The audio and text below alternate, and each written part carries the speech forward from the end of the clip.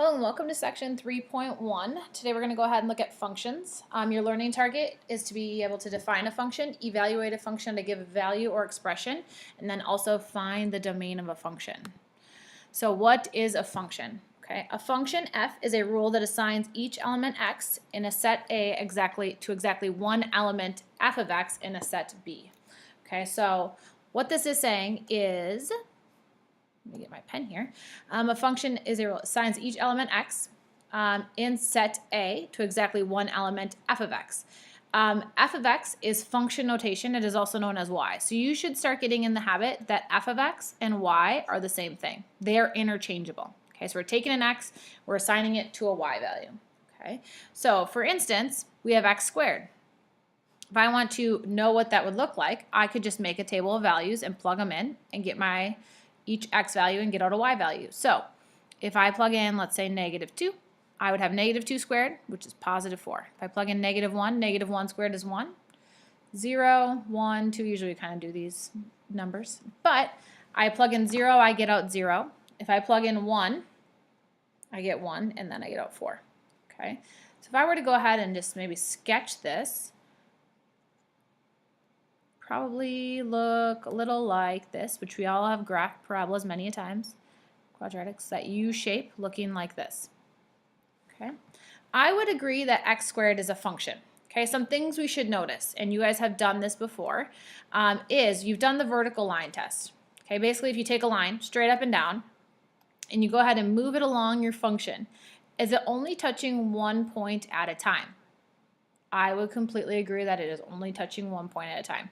So that's our vertical line test. So it passes the vertical line test. That's one way you can know that something is a function. Another way you should be able to know if something is a function is by looking at its table of values.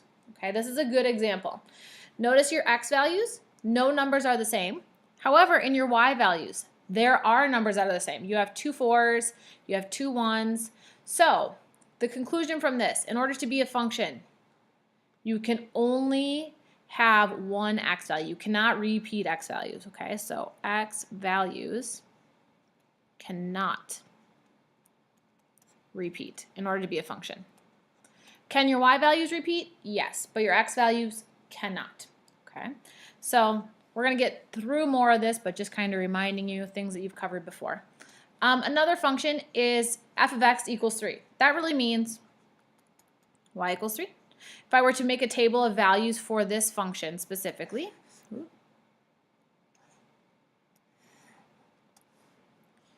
we would have our x and our y's, and if I plugged in, let's say, -1, 0, 1, no matter what I plug in, there is no x's here, I'm always going to get out an answer of 3, is what this is telling me.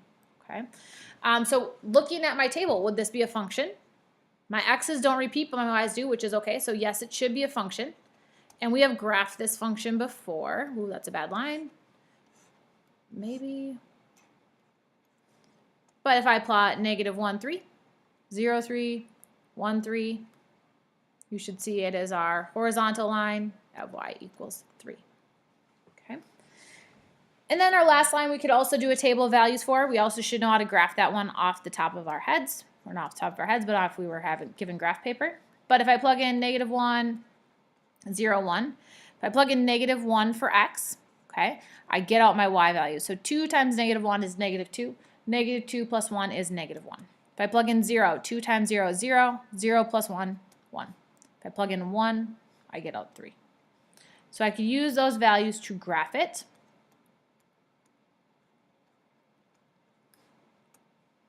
So I plot -1, -1, 0, 1, 1, 3.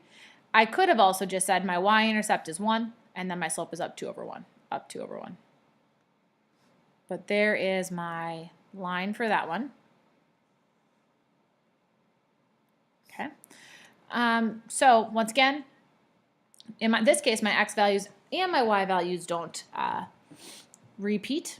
But if I look at it, it passes the vertical line test. No x values are repeating. And so I could conclude this one as a function. Okay, but this idea of a function, you plug something in and you get, in this case, a y value or f of x value out. Plug in an x, get out. So that's why a lot of times your x value is called your input and your y value is called your output. Output. There we go. for that one. Okay. Come on, there we go. So to be a function, I already mentioned this, the x values cannot repeat. So it's something you're gonna have to make sure you get down. Okay. A curve is a function in the coordinate plane if and only if no vertical line intersects the curve more than once. That's your vertical line test. That's one I kind of went over. I like to call it for short the VLT. If I have this funky curve here, I have a line going up and down, and I go ahead and move it. It will only touch 1 point at a time. That's passing my vertical line test. So using this idea are these functions, okay? Vertical line. I'm gonna grab one, I'm gonna make one really quick. Okay, here's a vertical line. If I go through here, does this pass my vertical line test? Am I only touching 1 point at a time? Yes. So that makes this one a function. So I would say yes. Come on, my pencil won't work. Yes, this one's a function, okay?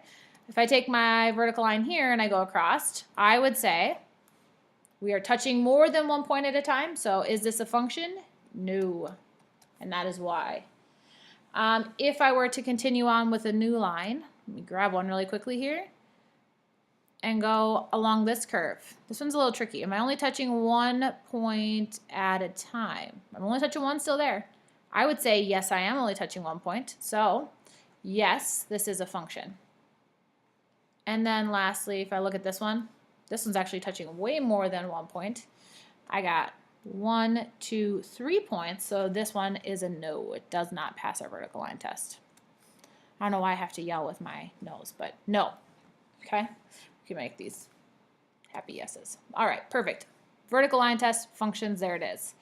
F of x, okay, is read f of x. That is how this notation is read, okay? Earlier it said set A. Whenever we're talking about set A, that's your domain. Those are all your x values. And remember when we talk about domain, we are talking about your x-axis, which goes from left to right. So these are we always like graphically are looking from left to right. And then set B is your range. Those are your y values or your dependent variables. The reason they're considered dependent is, for instance, when we had 2x plus 1, okay, I plug in my independent. I got to pick what I wanted to plug in. And I don't get a say in what comes out. The function tells me what comes out. That is why this one is your dependent. It depends on what you plug in, okay? And then just a little more notation. This is what you guys are used to, but you've seen this before in Algebra 2. This, I told you that f of x and y are interchangeable. You can switch those in and out, but they mean the same thing. But this is what we call function notation, okay, with that f of x in there. So example 1, here it says is f of x, evaluate at the indicated value. The good news is you guys have your calculators and you are very capable of typing all of this into your calculator. You just need to know how to do so correctly. So I'm going to write it out how you would need to type it into your calculator if you wanted to. So it'd be 3. Then you do parentheses. Wherever there is an x, I am writing -2 now because I am taking this spot. So it's 3 -2 squared plus -2 minus 5. You could type it in just like that. I don't have a calculator and my calculator is not working from home, so I'm gonna do it by hand. So we'd have 3 -2 squared should give you +4. This is really -2 minus 5. So 12 minus 2 minus 5. 12 minus 2 is 10. 10 minus 5 is 5. So this is my output or my dependent variable. The other thing to notice is this is really an ordered pair. I plugged in -2 and I got out 5. You don't need to write it as an ordered pair, but just realize I plugged in an x and I got out a y. Okay, moving on to my next one. I'm plugging in 0 for all my x's. That's pretty nice, right? 0 times all this stuff. So really I'm just going to get out -5. Okay, good. Now I'm going to go ahead and move on to 4. We're plugging in 4 for all of our x's. So I'd have 3, 4 squared plus 4 minus 5. So 3 times 16 plus 4 minus 5, right? PEMDAS, parentheses, then exponents. Now we got to multiply and divide from left to right. and then add and subtract from left to right. So 3 times 16 is 48 plus 4 minus 5. 48 plus 4 is 52. 52 minus 5 will give us 47.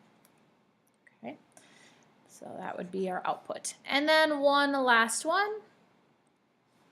Plugging in 1/2. 1/2 squared plus 1/2 minus 5. So 1/2 squared would be 1/4 plus 1/2 minus 5. In order to do this, I'd have to get some common denominators. Okay, I'm going to write it all one more time. This is really 3/4 plus 1/2 minus 5. You can type it in, go math, frac if you would like to. That's totally fine with me. So this one, my common denominator will be 4, so times by 2. This one I got times by 4. So I will have 3/4 plus 2/4 minus 20/4. 3 plus 2 is 5. 5 minus 20 is negative 15/4. Okay, this is a good answer. Or since it's over a 4, you could put it as a decimal. It would be negative 3.75. Once again, you don't need to do all the common denominator stuff. If you don't have a calculator, that's the option you're going to have to go. But you could type it into your calculator. Okay, that's example 1 with some inputs. We're going to continue this idea on, but this one's a little bit different. This one is a fraction. You must be careful with fractions.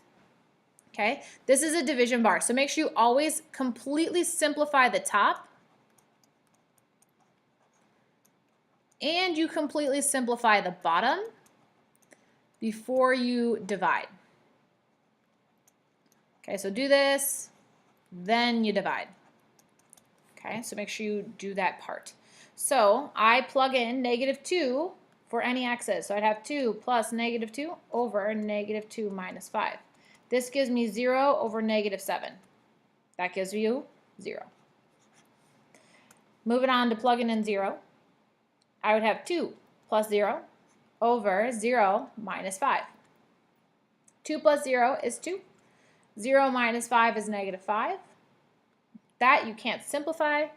The only thing is usually you don't write the negative with the denominator. You can write it right in front or with the numerator. Okay. C, plugging in 5. So we'd have 2 plus 5 over 5 minus 5. 2 plus 5 is 7. 5 minus 5 is 0. You type this into your calculator. It says error, which means it is undefined. Don't write error. Right, undefined. You cannot divide by 0. Okay. By 0. All right, that is example 2. Here is 2 continued. This one's a little bit tricky. Or not. I mean, it can look more tricky because it's not an actual number. But all it's saying is instead of writing x's, now we're going to write an a where there's an x. So 2 plus a all over a minus 5. Can I take 2 plus a? No, and I can't take a minus 5, so this is actually all I have to do. I am done. Okay. The next one, though, is a little more work. We're going to have to do a little more simplifying. Okay, so I'm going to plug in. Now, instead of plugging in a, I'm plugging in 1 over a for all of my x's. So I would have 2 plus 1 over a all over, there's an x, so I write 1 over a, minus 5. We have talked about this, but it was chapter 1, so now in chapter 3. So I have a fraction within a fraction, okay? I have fractions within fractions. That is not okay. So what I'm going to do is I'm going to look at my numerator piece. And I'm going to get a common denominator here. So this is really 2 over 1. And my common denominator would be a, so I'm going to take this one times a. So this will give me 2a plus 1, right, because I have my common denominator over my common denominator. All over. Now I look at my denominator piece. Once again, you're going to have to get a common denominator. And that is going to be a again. So in this case, I now have 1 minus 5a all over a. Now that I have a fraction divided by another fraction, we go ahead and multiply by its reciprocal. So this stays the same. stays the same. And we multiply by the reciprocal of this piece. Remember, that's where you flip it. Okay, so we'd have 2a plus 1 over a times, flip this guy, a1 minus 5a. And then we just need to simplify. Remember, anything in the top look the same as anything in the bottom. So my a's will cancel, and I will have 2a plus 1 all over 1 minus 5a. And then I would try and see if there's anything that would factor, reduce, cancel. In this case, there is not. So this is my final answer. Okay. Let me know if you have questions on something like that. Majority of it is, the new part is plugging it in. The old, this is all old stuff, but it's, you know, it's been since chapter 1. So you might have to do a little refreshing on that. Okay. Example 3. Okay. This is a piecewise function. Okay, your favorites. Remember from Algebra 2, you guys loved graphing these. But what's happening is we have a piecewise function, which means we have a function in pieces. And you can see that I have 2 pieces for this one. And in order to figure out where you plug in your numbers depends on what your domain says. Okay, right here is our domain. You are going to use the top function if x is less than 0. You're going to use this bottom function if your x number is greater than or equal to 0. Okay, so bigger than 0 or equal to 0. So let's start at the first one. -2. Is it less than 0 or bigger than 0? -2 is less than, so it means I'm plugging it into my top equation. So I do 3 times -2 minus 2. This gives me -6 minus 2, so my answer is -8. Okay. Moving on to B. It says f of 0. Okay. This case, they both have zeros on it, but you see how this one is equal to. I have to be equal to 0 in order to plug it in. So I plug in 0. Oh, we love this function. No matter what I plug in, I always get out 1. So there's no work to really do. Okay. Then I'm going to plug in 5. Is 5 less than 0 or is 5 greater than 0? It is greater than, so I'm plugging in here. Once again, no work. Just getting out that 1. I plug in -4. Is -4 less than 0 or greater than 0? It is less than, so we use the top function. So it's 3, -4 minus 2. So I'd have -12 minus 2, -14. Whoops, that's a bad looking 14. And then one last one, plugging in 7. 7 is greater than 0, so we are happy. We're just plugging it in to that function where no matter what you plug in, you get out 1. All right, example, your turn. I would recommend you pause the video and give this one a try. I'm going to actually do the answers, but if you could just maybe pause it and try A through E on your own and then come back and check, that would be great. It's a nice little check for you as you go along. So hopefully pause it. But here, we're looking at this piecewise. We have 3 pieces and 3 domains. So I need to plug in -2. -2 is less than 2. Is it in between, or is it in between 2 and 4 or greater than 4? It is less than 2, so I plug it in here and I get out -3. If I plug in 2, okay, I gotta find, I see I have 2's here. Whoops. So which one is it equal to? It's equal to the middle function, so I'm plugging it into here. So it is 2 squared, which gives me out 4. Now I'm gonna plug in 4. Once again, I see I have 2 4's, but it's equal to 4 here, so I'm plugging it into the middle function. So I have 4 squared, which is 16. Now I have the number 3. 3 is not less than 2. Is it in between 2 and 4? Yes, it is, so I'm plugging it in there. So I'm plugging it into the middle function. So we'd have 3 squared, which is 9. And then lastly, 7. Not less than 2. Not in between 2 and 4, but it is bigger than 4, so we're plugging it in there. 2 times 7, which is 14. Okay. So there's your piecewise, practicing with function notation and plugging in the x values to the proper function. Okay. So example 4, we are going to up the ante a little bit. Okay, not just have numbers that we are plugging in. This time we have, it's kind of like functions within functions. So we have example A. It's f of x minus 1. So wherever there's an x, I am now going to write x minus 1 in that place. Make sure when you plug it in, you put it in parentheses, okay? So it's 2, parentheses, x minus 1 squared minus 3. Now we have to simplify, okay? Here's where people make the mistake all the time. This you say is x squared minus 1. So not true, okay? You must write it twice. And you must FOIL it or multiply it out, okay? So we would have x squared minus x, negative 1 times negative 1. Oh, I said minus x, but I wrote 1. Minus x, sorry. And then the last one, negative 1 times negative 1 is positive 1. So this simplifies to x squared minus 2x plus 1. Okay, so I'm going to write that down here. So we will have 2, and then it's x squared minus 2x plus 1 minus 3. Okay, so I did my PEMDAS, I did parentheses, then I did my exponents. Now I must distribute my 2. So I have 2x squared minus 4x plus 2 minus 3. And now you can add and subtract. So I can add this 2 and negative 3. So 2x squared minus 4x, and then 2 minus 3 is negative 1. Okay, so there is a simplified.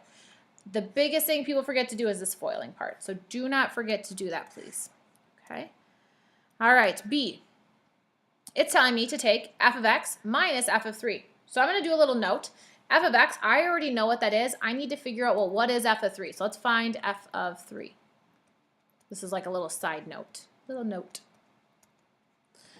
Plugging in 3. So we have 2 times 3 squared minus 3. So we'd have 2 times 9 minus 3, so 18 minus 3, so 15. Okay? So now I'm going back to the problem I was given. I got to take my f of x, 2x squared minus 3, keep it in parentheses, minus f of 3, which gave me out 15. And then we just need to simplify, so I would have 2x squared minus 3 minus 15, so minus 18. Okay. There it is. It says simplify, so don't think you need to refactor it. You are actually done. Okay. And then the last one is a little bit different notation again. It is 3 times f of x, so 3. Now I'm going to write down what f of x is. Notice I'm not putting 3 in for x. I am taking 3 times f of x. So it's 3, and then I write down f of x, 2x squared minus 3.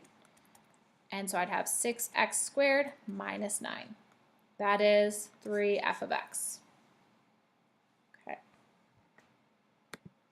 Example 5. Okay. We are getting to this one. This is good. This is what we call our difference quotient.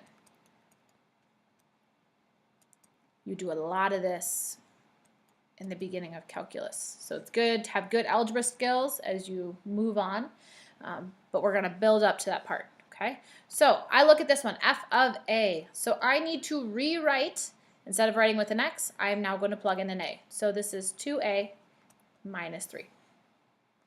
Good. Now I'm going to go ahead and I have to do f of a plus h. So in this case, instead of writing x, I'm going to write a plus h. Once again, remember to put it in parentheses. Okay, so I'd do 2. Here's an x, so parentheses a plus h. And then minus 3. And then I said to simplify, so we'd have 2a plus 2h minus 3. And I would say, could I combine any of those like terms? No. Okay, good. Now we get to the difference quotient. You should take note that in our difference quotient, this is our answer right here from part B. And this is what we did in part A. So we're combining part A and part B. So if you were just given this problem, I would probably do this work before I plugged it all in. Okay. But let's write down what is f of a plus h. That's simplified to all of this. So we're writing it down, put it in parentheses. So we got 2a plus 2h minus 3 minus f of a. What I got up here. Parentheses, we're plugging it in for that spot. 2a minus 3. All over h. And now we just need to simplify. So we need to go ahead and distribute the negative. So we'd have 2a plus 2h minus 3. And then we'd have minus 2a plus 3 all over h. You should notice your 3's will cancel and your 2a's will cancel. So I'm left with 2h over h. And notice your h's will cancel, so your answer is 2. Which is crazy. When you first looked at that problem, you probably didn't think it was going to simplify all nice, but it actually does. It simplifies all the way to 2. But that is our difference quotient. Okay. All right. So we have to do a little recall. Your favorite from chapter 1, domain. Okay, it says that we got to remember that domain is a set of all possible input values for the function. So remember, your input are your x values. And it says to find the domain for this. So let's just, before we even dive in, okay, we want to look for problems. Okay, we put problems in quotations. Okay, our problems. What on your calculator would say error? Okay, we already seen one today. But if you had a denominator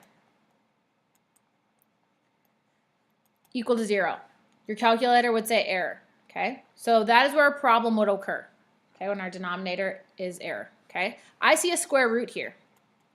You cannot take the square root of what kind of numbers? Of negative. So what this tells us with our square roots, okay, is that if you have a square root of x, let's see, I want to do a different number, plus 3, and we wanted to find the domain, remember you take what's underneath here, and you say it has to be not negative, so it means it has to be positive, so bigger than 0, and it can be equal to 0. And then you would solve it, okay? So can't take the square root of negative, so you do this. And remember, your denominator cannot equal 0. So we are going to go ahead and find our domain.